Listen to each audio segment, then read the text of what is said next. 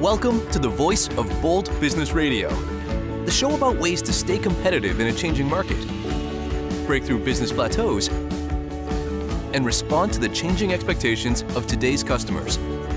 Your host, Jess Dewell, is a rapid growth entrepreneur, consultant, and business advocate with a 20-year track record of business excellence. She candidly discusses how to achieve your growth strategy and realize your company's unfulfilled potential. Now, here's Jess. You are in the right place for conversations about current needs that we as business leaders face regarding technology, customer expectations, and quickly changing markets. This program is about what it means to reach short-term goals and increase confidence in our long-term positioning.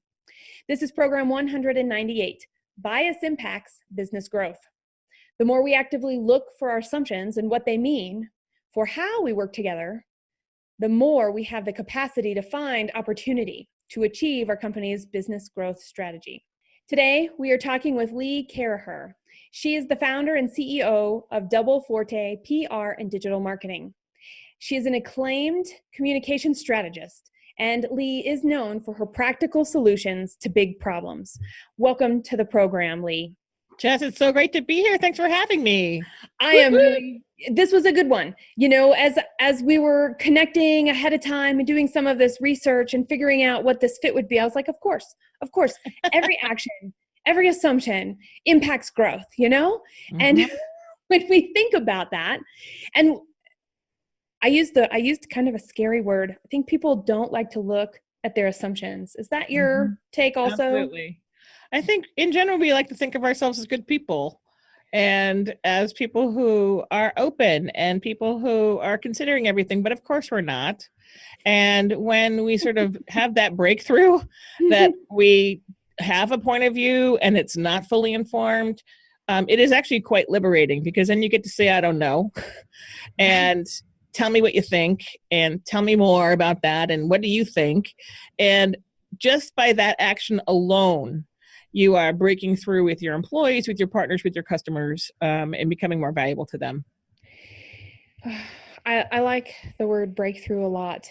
It makes me think of mindset in many ways, because when we get stuck, we want to get unstuck. We have this breakthrough. When we find ourselves without momentum or having a down day, or, you know, I don't know what you do.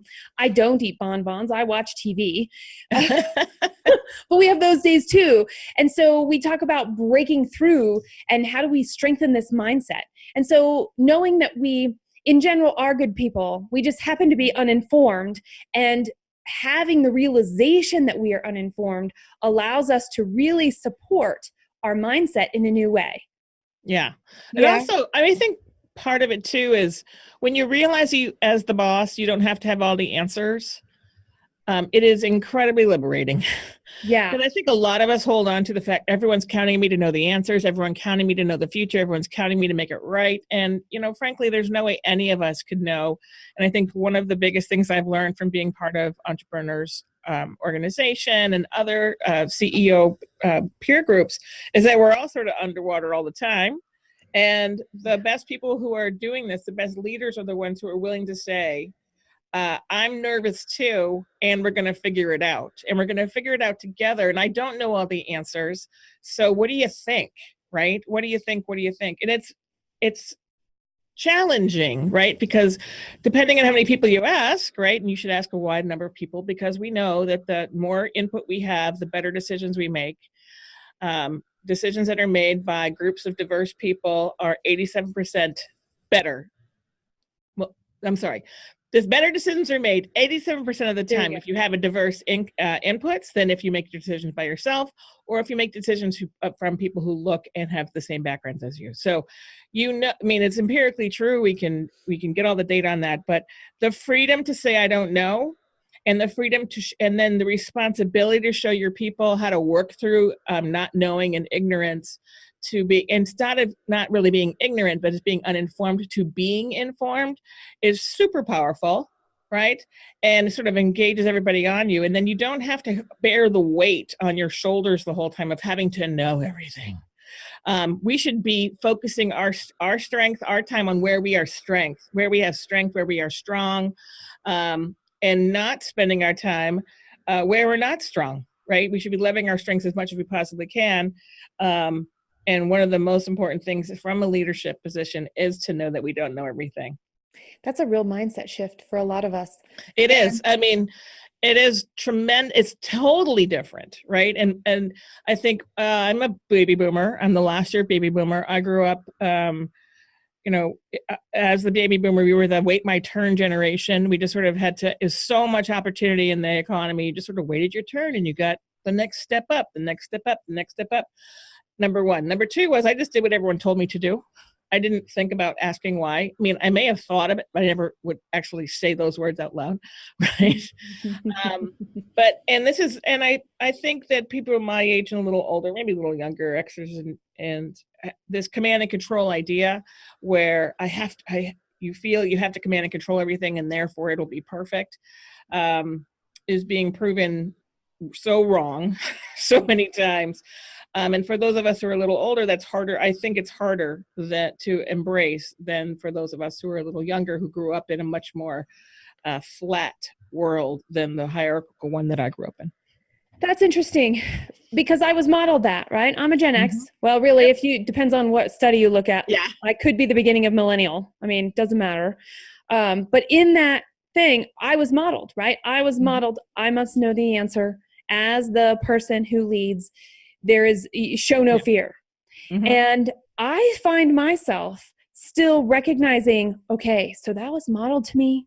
And here's my awareness, right? This is my mindset. My unconscious bias around my knowledge was that I had to own everything and I was going to kill myself or do as much as I could to get as close to killing myself than tell people I don't know. And I remember the moment I first said, I don't know. And the response was a positive response. Oh, yeah. It was empowering not only for me, for them. Yeah. Right? Incredibly empowering. If you don't have to know, then your people don't have to know. If your people don't have to know, then they're not spending all this energy trying to cover up the fact that they don't know. And when you're not spending energy trying to put yourself out there as something that you're not, all your energy can go toward productivity. All your energy can flow to the good.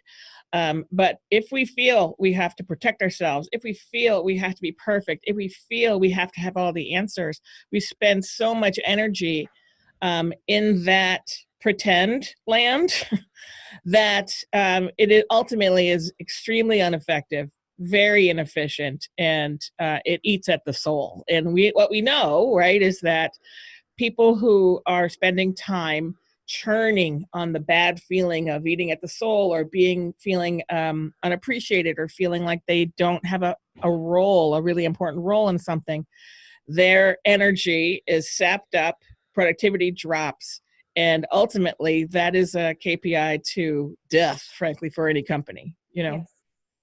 Yeah. Well, so what soft skills come into play here? Oh my gosh, so many soft skills.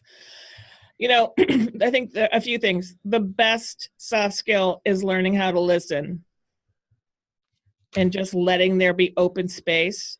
Like if you ask me a question, I wouldn't do this to you on your podcast, but if you ask me a question and I just let it sit there, right? I would just let dead air, right? Letting people have moments, listening for intention, not trying to fill every space. And this is very challenging to teach people. Actually, it's a hard skill, I think. Yeah. The hard skill of not to fill the space, and then turning that time into the soft skill of actively listening. I call it listen loudly, because what comes through in that moment is obviously really loud because no one else is talking. So I think listening is the first piece. Being able to negotiate, being able to resolve conflict. There's two of us here. We will have a conflict. Hopefully we won't have it during this podcast. But, if we know each other long enough, but if we know each other long enough, we're going to have a conflict. That is human nature. Being willing, the soft skill of saying, okay, Jess, you and I disagree. How are we going to get past that so that we're not worrying about the disagreement? That is a soft skill that has tangible, hard skill steps you can learn, but you need to learn how to do that. And I think the last thing that is the soft skill is being open to new things. having an open mindset, learning all the time, having the mindset that you can always learn. I'm not sure how much squishier you can get than that. But if you don't think you can learn all the time, if you don't think your ideas can be improved, then you're destined to fail. Okay, so we were talking before the show about our kids. And one of the things that I go to these parent classes, and I'm bringing this in because it has to go with this concept of learning and thinking back and the incorporation of play. We think play is something that only kids do. The thing is, when we learn, we're playing. We're playing, and I think that's the thing too, creativity. What we need is more creative thinkers, right? We need people in our businesses who can connect dots and see there's a red dot, there's a green dot, there's a black dot, there's a blue dot. Oh my God, they're all dots. They all go together. That's creative thinking. You don't get creative thinking by actually doing it, right? You get creative thinking by doing other things. Right. By taking yourself out of it. Albert Einstein used to say, if I have an hour to solve a problem, I'll spend 55 minutes thinking about it and 5 minutes finding the solution. And finding that space just to be and to let everything go. The pressure to solve a problem versus giving yourself permission and giving your other people permission to have the space to consider and to get input to solve. Super, super important. If we're not always learning, we're shrinking. If you're not growing, you're shrinking. And we talked earlier, the show is about growth and being bold for growth, but there's a lot of different definitions of growth. And if we're not sort of all weighing those different definitions, our businesses will be skewed, right? They'll be skewed. And in my own business, public relations agency, the world of communication, nothing in our culture has changed more in the last 10 years than how we communicate with each other. And there are agencies who were just rock solid agencies who started the same time Forte did 15 years ago that should be alive, who aren't, because they focused on the business metrics, not on the growth around communication and not around the growth around people. And you'd have to think about all those things at the same time. That's so true. And I know when we do growth strategy and things like that, we really focus on financials are a part of it, right? Reports are a part of it. Past data are a part of it because it tells us where we were and it tells us where we are, so we know where we're going. And then to layer on top of that, what are our customers saying? How are their expectations changing? So they may not even know what they need to know or want from us next, but we need to have those clues. That's part of it. Another part of it is how we are embracing technology. Technology is one of the biggest things that Fortune 500, medium-sized and small businesses struggle to implement and have success implementing because it's changing so fast. There's something better, newer, able to solve the problem faster, all those silver bullets that people hear, and they want the new technology without actually realizing how the last one worked, so they know if this one would work or not. So also another part of growth strategy is that technology. And the third part really is an awareness. And you mentioned this when you were sharing the statistics about diversity, when you were talking about having everybody at different levels of an organization empowered to think. That is something I call dimensionality. Because when I'm just in the room, it's me in a vacuum. When you and I are in a room, we now have squared the knowledge that we have. Now, we're still not fully informed, but we're closer. And then when we layer on those external things like technology that we're using, what our customers are saying, what are our business strategies, are we on track and are we seeing growth there? Those types of things, we get this great big mushy pile of Play-Doh, if you will, that we get to mold. Yeah. I call it capacity. Because how do you build capacity among the people that you may never change your people, but your capacity can ebb and flow dramatically because of their ability and desire to learn new things. So some of the hardest times in my own company, like I said, we're 16 years old now, is when I realized, identifying people who were unwilling to learn, who were not willing to maintain their relevance, were unwilling to increase their capacity to be relevant. And I'd had to cut them out of the company because they were unwilling to do what we'd have to do. Right. Very hard. It's like, well, Lee, I want to keep doing what I'm doing, but that doesn't matter anymore. I'm so sorry. Right. Oh, I tell you what, and that happens. You being in an industry where communication is changing as fast as technology is changing, I can only imagine. I mean, even in every position, the way accounting is done, the way receivables is done, the way customer service occurs, the way, Yeah. Sales, it's all changing. Now, so there's got to be this concept of this new thinking, some sort of this new thinking that we need to do as business leaders to be able to achieve and maximize our growth strategy. What are your thoughts? What would you share with us about that? I think on the new, I'm not sure it's new thinking. I think it's new realization. Right? Good. Okay. New realization. Yeah. When we are willing to be our imperfect selves, we just can grow so much faster. When we are willing to hold our expectations very high and to allow people to learn new things at the same time. And so obviously they have to fail to learn, but it doesn't mean you have to lower your expectations, right? You just have to build time in so that expectation doesn't get screwed up with implementation. But if we are willing to be our imperfect and but to deliver what does the customer want, depending on where we are, right? So I'm a PR, this is a PR firm. You could say our customers, they want to be on the front page of the Wall Street Journal. Well, from a lot of our customers, that would probably kill them. But that's what, a lot of them say, I want to be on the front cover of the Wall Street Journal. I'm like, well, for you to be on the cover of the Wall Street Journal, something bad would have had to happen. But, but what they really want is they want to achieve some business goals, right? And then if you peel the onion and help people figure out what to do, part of it is just listening to what they want. What do they need to achieve versus what they want? Because what they want and what they need can be very different things, which is why you hire experts to do stuff. Why you hire Scott, because he's an expert, right? Yes. I think that self-awareness of who am I, what am I good at, what am I not good at, how do I need to make sure that I don't step into things, try to do things that I'm not great at, how do I make sure my agency, my company knows what it's good at, what it's not good at. Self-awareness, you cannot underestimate the power of it. Because people want to work with people who aren't kidding themselves or aren't trying to kill you either, right?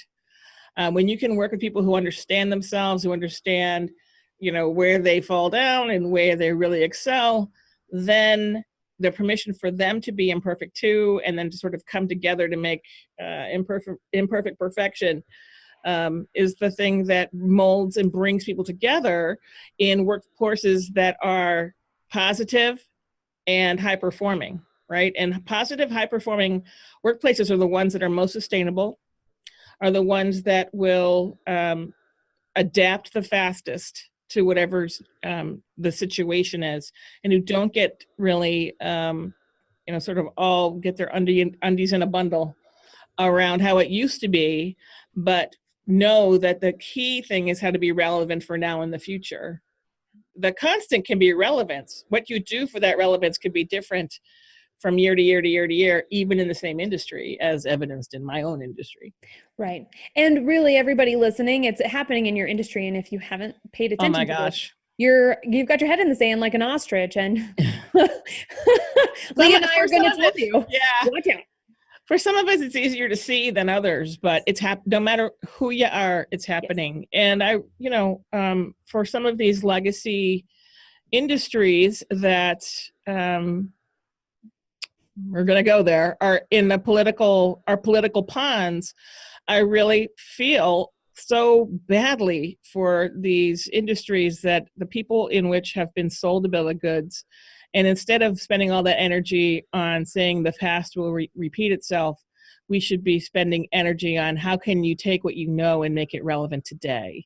Because we all have to be doing that. Every single one of us, the highest achievers of us all, have to always be doing that. So if we all have to be doing that, there isn't an industry that's not going to get changed.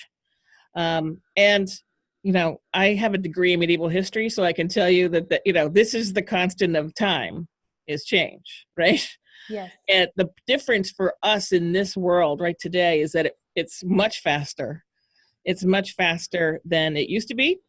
And we feel it in generations sometimes it feels like you're on a rabbit trail or a hobbit trail. What are those are called? I don't have those animals in my house, but it's all good. That's right. Well, somebody listening may know. So as you're listening to this, email us, use hashtag VBB radio, or the email, which I forgot to say just a second ago, which is radio@reddirection.com. Tell us what those little trails are called. Number one. Number two, tell us. Guinea pigs. That's right. Hamster trails. That's what they're called. Yeah. Oh my gosh.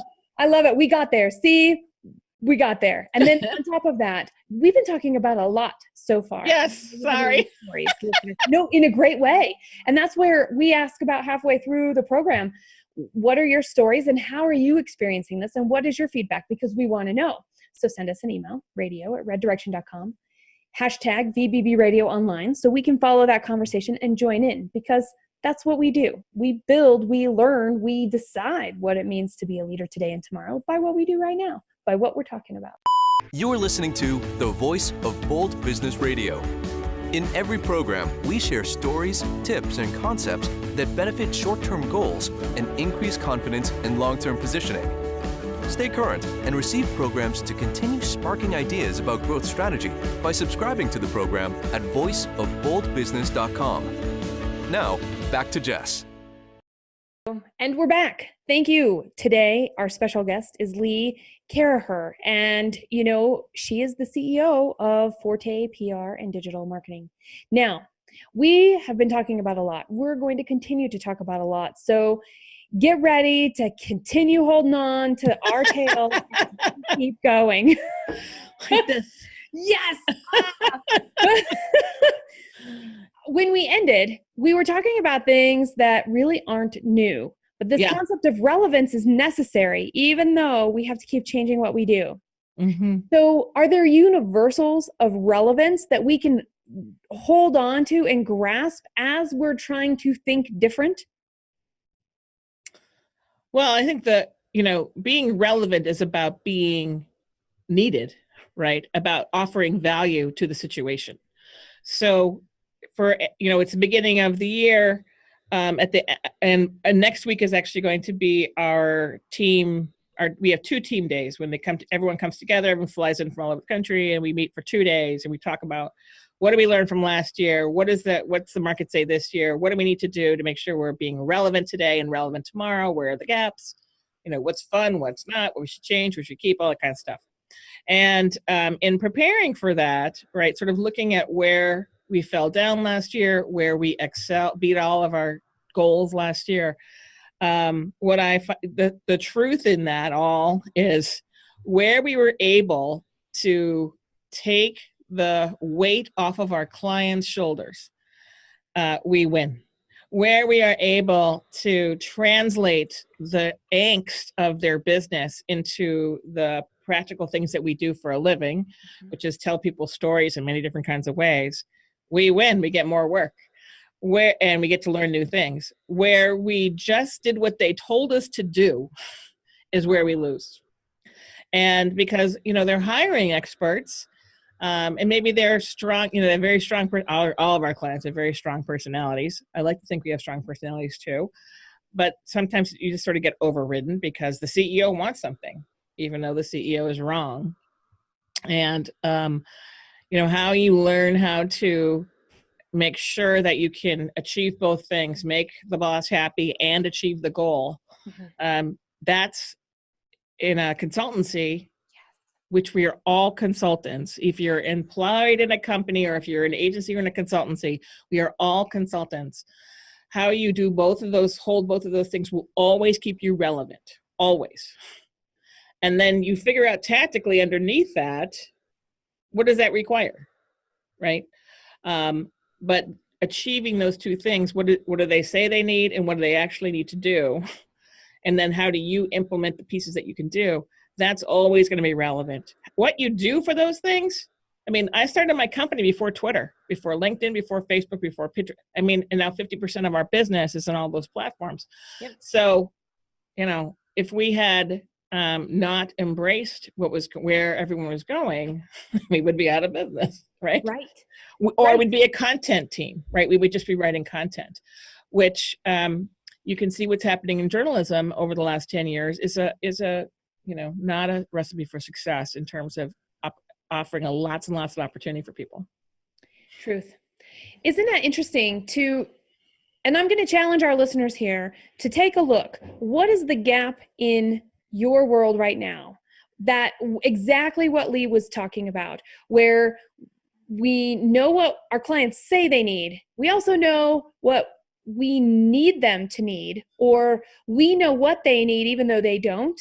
And what is that space in between to get them and you aligned in the same direction?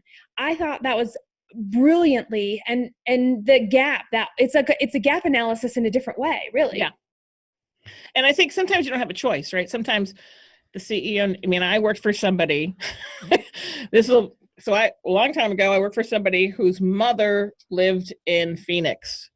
And if she didn't see the company I was working for in the Phoenix Sun once a month, she thought her son, who was the CEO of this $2 billion company, was in trouble. So literally, he just didn't want to talk to his mother anymore. So he came into my office. He said, "Lee, got to make this happen." I'm like, "There's not that much to talk about in Phoenix. I'm just sorry, He goes, "I don't care. I just can't talk to my mother anymore." So sometimes you don't have a choice, right? You have to make something happen in the Phoenix Sun. Well, right. This was before the internet. That's how old I am.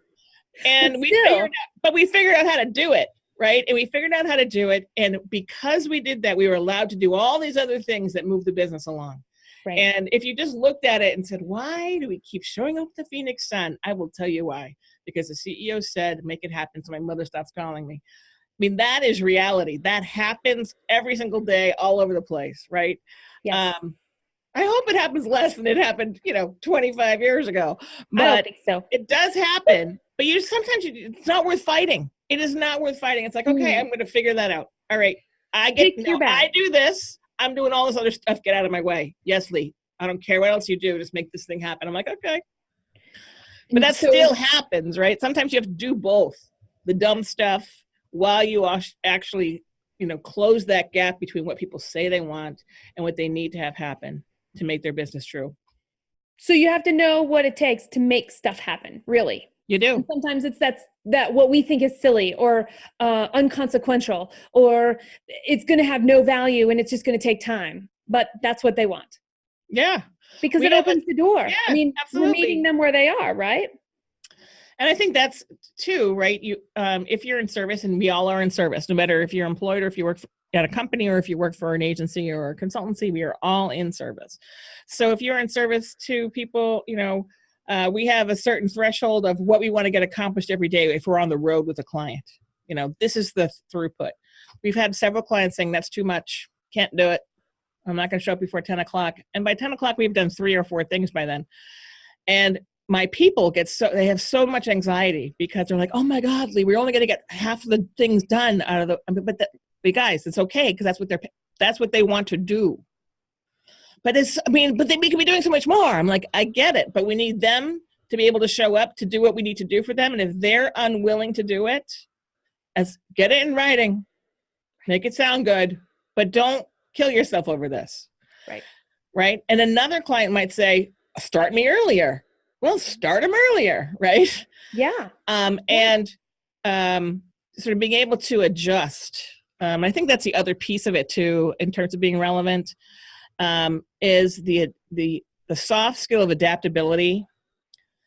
You just have to be the duck. You gotta figure out what is water and what can roll off your back and what is bread that you should eat. And sometimes you can't tell the difference, but you have to figure that out to be adaptable to the different situations. Because often, right, growth could be stay flat. Yeah. Growth could be just push your paddles underneath the water so fast, don't move. Right? But you're working like hell under the water line. Yeah. And that could be growth, frankly. Absolutely. You're talking a lot about communication. Yes, And it's all being able to, communication. right, meeting people where they are, understanding that we are going to be guiding them or giving them a solution, and regardless of what they think, they've chosen us for some reason, so they are ready to grow just a little, might just be a little, like the duck feet under the water. We may not see any movement, but there underneath there might be a lot of movement, even for our clients. And so in thinking about communication, what makes it more important today than ever before? What makes communication more important today than ever before is because it's so distributed, right? We used to write memos and make phone calls and have meetings, right? Can't remember the last time I wrote a memo. Now it's all upside down emails, Slack, text, maybe a phone call, right, maybe a Zoom, maybe like I said, Slack. It could be an Instagram, could be in Facebook, could be in LinkedIn, could be in Twitter, could be at something wherever you are. Yeah. And different people like to communicate in different ways, right? So it used to be only one way to communicate: pick up the phone, write a memo, write an email, and then there was email that you could ignore, right, or just delete. And then there was a fax. I still remember the fax. Yep. And what has happened in this two things. One is that communication has become much faster, and the desire to have an instant response actually doesn't help us do our best work, right? So sometimes I have to teach people not to respond. Like, you don't, just because it came in you don't have to respond to that. Just because someone put their responsibility into your email doesn't mean you have to prioritize that first. Let's learn how to do that, right? It's a different kind of listening. Going back to the beginning. Have that space, right? That silence. Ooh, I love that. And then the other piece of it too is like, how do people want to communicate? What's the venue? So is it in person? Is it on Slack? Is it in text? Is it in Instagram? Is it on Facebook? Is it in email? Is it in a memo? Is it on a note card? And then format, because format, right? A memo was very expository in nature from here's the topic, pages, conclusion. And today we want conclusion, bullet, background, right? Yep. And how you actually learn how to multi-channel your communication among people so that the right things are in the right platforms. That's why it's so complicated. And you think you've told somebody, and what I tell everybody, you cannot over-communicate. I think everything is communication. I'm biased. But leaders communicate. Leadership is love. Love communicates, right? And if people don't know that you value them, they will not feel valued. If people don't know that you're doing a good job, they will not feel like they're doing a good job. If people don't know what to do, they won't do the right things. If people don't know where you're going, they won't know where you're going, right? And we used to use the number in marketing, the number 12. The number 12 is how many times the right person needed to see the right message in the right place to get it, right? And really you were talking about outdoor television or a billboard, or an ad in a newspaper. That's really basically what you were talking about. Today we use the number 37. 37 times the right person has to see a message to actually absorb it, because we're getting so many messages every day. How many apps are you on? Are you on a phone? Are you commuting? Are you in your car? On your car, are you on Sirius? All these things, right? 37 times. Well, you have to compete with 37 messages that people are just pumping into the space that people are seeing. So if you think one time, one and done will do it, you're thinking wrong. Notice the space. It wasn't very long in the realm of podcasts, but I just wanted to leave that space there on purpose, because that point underlines everything that we're talking about. Mm-hmm. That point underlines the fact that we have assumptions even about the way we think people are receiving what we're saying, when we're saying it, how we're saying it, and where we are saying it. So you said you bring everybody together on your team for a couple of days to talk about all of these things. And then you, of course, have all of these people with these different experiences and these different backgrounds coming together. Mm-hmm. How do you incorporate the differences in your team to maximize your company's growth opportunity? Yeah. Well, not just at that meeting, right? It's sort of all. Well, it is through the year. I'll come back to that. Well, when people come in, I'll tell you, when people come in, they take some personality tests, they take some strength tests. And so we see who they are, right? So we have people do MBTI, we have people do strength finders, we have people do an Enneagram test or whatever, one or the disc. Yeah. And we create profiles for everybody, which says, and it just happened yesterday, I'm going to a meeting next Friday with somebody who is the opposite. I'm an ENFP, she's an ISTJ. And I'm not worried about this meeting at all. It's 9 days away, and we have probably half the information we need. And I don't need much more right now. She basically on the call, so we had a Brady Bunch call. We're all on Zoom all over the world, so Brady Bunch call. And she goes, I am freaking out, Lee. I'm freaking out. And she doesn't care. I mean, she's very vulnerable. Everybody knows that she's freaking out. And I'm like, why are you freaking out? It's in 9 days. She goes, but what are we going to do? And I'm like, and I boom, duh. I keep relearning this, right? Oh, hello, ENFP. I don't need a lot of prep. I'm a, improviser of the 10th degree. And she is not, right? And we're going to work together. So how are we going to work together? We're going to work together. I'm going to maximize her strength on I and my strength on E, and we're going to come together so we're both not freaking out, right? So the first thing is understanding yourself and then understanding everybody around you. The next thing is like, what do those people want to do? What are the hard skills they're good at their level? So we have levels. At their level, where do they excel? Where do they not excel? Where should we focus? Where should we need to add? Understanding how your team, each role fits together. These people work well together under stress. These people do not. Just having a good sense of that is important. And then what are their likes and dislikes? Some people, use, the 9 to 5 day. We know this doesn't work. We know, oh my God, right? Right. And I started my company because my mother got sick. My mother was diagnosed with stage 4 lung cancer 16 years ago. Oh, actually more than that. 16 years ago. And she was given 4 months to live. And I knew I couldn't take one of the jobs I was being offered because I would get fired or I'd have to quit because I couldn't be in Wisconsin and in San Francisco at the same time. Mm-hmm. Well, I spent the next 4 years, half of each of the 4 years in Wisconsin, not in San Francisco or New York. And I afford that to all of my people. Well, it's a mess. It's so much easier when you have to clock in and clock out, but it's not real, right? Exactly. So understanding where people are in their lives is such a different point of view, but it's so strong. It gives you such strength to say, okay, Emily's a new mom. Emily's a new mom, and her husband has to be in Thailand this week and Hong Kong next week, and we have this meeting, and her kid, what's she going to do? And I'm like, okay, all right, work from home these days. Can your babysit? I'm helping her figure it out, right? Right. Because I have a 21-year-old, and I've gone through this anxiety, right? But understanding where all these people are. Yes. Some people, we have another person who's moved to Sacramento, so she works from her home in Sacramento. She comes here once every other week. And she was disappointed a few weeks ago because she came to the office and there aren't that many people here because now 5 people live other places and come here every other week. Mm-hmm. I'm like, well, you don't get it both ways. You don't get to go somewhere else and then want everybody to be in the office when you're here. Yeah. Right? Yes. Right. Exactly. So one of the things we're going to talk about next week is, so our team has become increasingly distributed over the last year. How do we make sure that we all feel we're together? Yeah.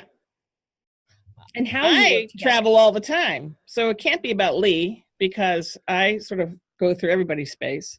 Yep. But how do you guys want to feel, if it's only 3 or 4 of us in here instead of 20, which is often the case, mm-hmm.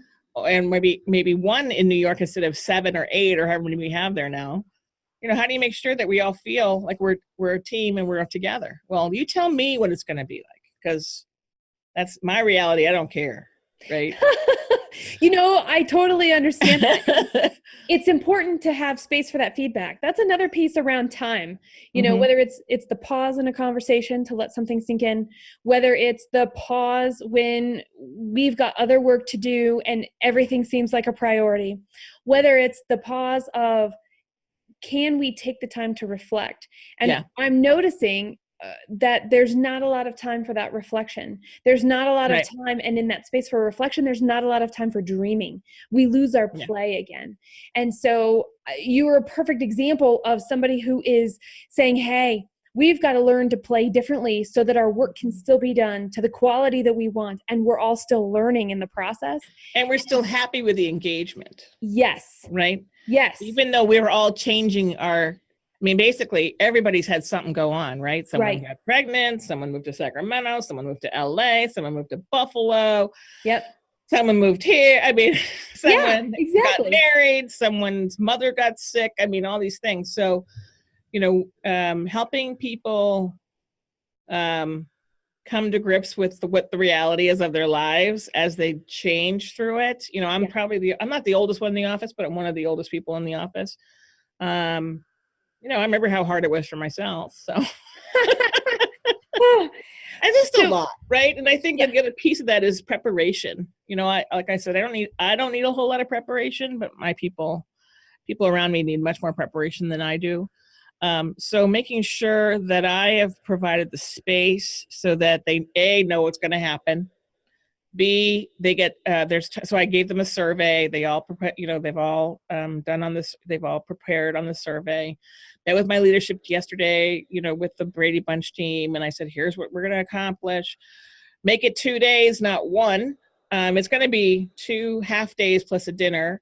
So we could have done it all in one day, but you're flying everybody in. Let's take advantage of everybody being together. Yes. And we have so many introverts in the company that providing that space between the 2 group meetings we're going to be able to pick things up in a different way the second day that we couldn't the first day. So how you adjust to who you have is super important. Not assuming that everyone can be you. It was one of the biggest things I learned was we were having a really hard time with our brainstorms, and our brainstorms were just sort of being repetitive, and we're in a creative business. We have to come with non-cookie cutter ideas, and everything was like blah, blah, blah. And this was the same time I was having everybody do the MBTI test. This was many years ago now. And it's we all did the MBTI at the same time, and I got the results, and I'm looking at the results, and I have more introverts than I do extroverts in my company, which is extremely rare for a public relations and social media firm. Very rare. And my type, is I can just drop me in. Just drop me in. I can shuffle and, and I get great ideas. And by the time I've explained them, I understand them myself, and that's just me. But we have so many introverts, they don't like to contribute without really thinking about things, really thinking deeply about it, right? So we changed our, based on that information, like here I had created the company just for me, and I'd screwed myself in the process, right? Yeah. So we changed our brainstorm platform, which was now you had to give the creative brief and the desired outcome at least 48 hours earlier. I'm never going to read it before I show up. Right. Well, and everybody but I'm going to participate. But it's not for you, is it? It's not for you. Well, no, it just means that we've provided the information so that everybody who we want to contribute can contribute the best way. That's right. I'm never going to read it. Yep. And if you don't read it and you don't participate, then that's a problem. Right. That's exactly right. So what makes it bold to identify our own biases and use that information for business impact? I think it's bold to admit you don't know everything. It's bold to admit you might be much narrow-minded than you thought you were, right? And it's bold, particularly as a leader, to not project perfection, to be comfortable in being imperfect, and to be comfortable in saying, so Jess and I are talking, and we look a lot alike. We're different ages. We have sons, right? You have a son. Yes. And we're going to make a decision. Well, if we made a decision for San Francisco, we have nobody who is Filipino here. And they would have a whole different point of view based on their family, what goes on in that culture, than what is my family, right?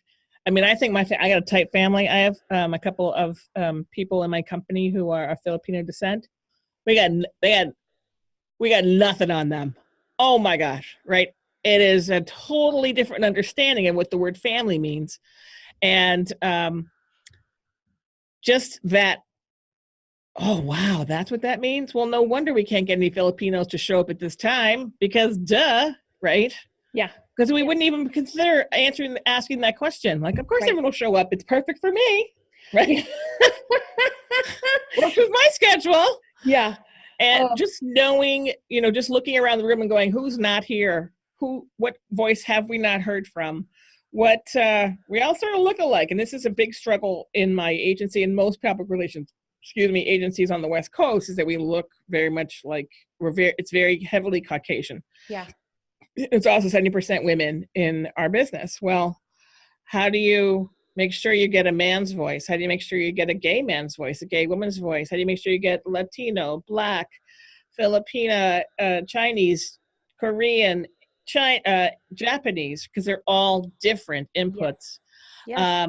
How do you make sure, I'm of Irish descent, and I have a different point of view because of how my family grew up in that Irish culture versus someone who grew up in a German culture, right?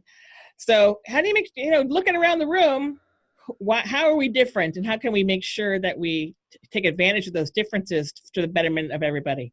When you understand that you have a bias towards yourself, then that is a bold action to say you aren't perfect. You heard it here. This is Lee Caraher. And I have to tell you, as her experience shows, it is coming through oodles. I'm going to use the word oodles, not only because I like it, but because there's so much here. There are so many nuggets. I encourage you to rewind and play this again, rewind and watch this again, rewind and listen again, because there are no pauses for you to absorb any of this information.